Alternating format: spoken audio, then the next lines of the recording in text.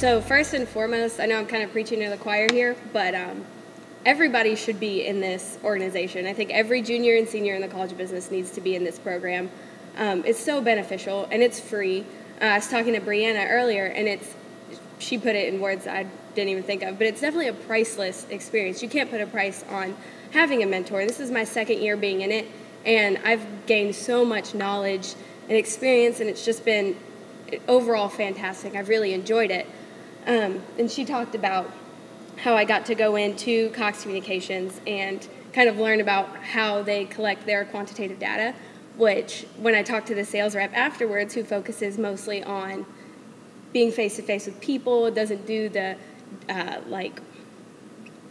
data part of everything and the statistics, kind of looked at me and was like, are you feeling okay? Like, do you really think this is interesting?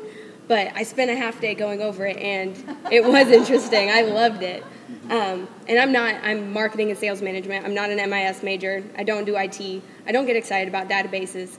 But when her analyst showed me their database, I was like, this is the coolest thing I've ever seen. Like, I was so excited, which is weird for me. I don't do computers. So it was just a great experience, and I was in Dr. Almond's marketing research class at that time, so I was just so excited. The next day in class, I went up to her, and probably 10 minutes before class, I just went over everything, and she was like, this is fantastic, but I have to teach class now. I was like, okay, sorry, I'll go. But it was a great experience, and kind of led me to knowing I really like market research, and so that was an experience that if I wasn't in this organization, I wouldn't have gotten to do that. And, you mentioned that she was retired now, and in 15 days I will be graduated, and I'm really excited. And I'm sure everybody, thank you. I'm sure everybody else who's graduating on the 2nd is counting down the days. I know I've been counting down the days for a while. I'm really excited. But this isn't something that's going to just stop on May 2nd.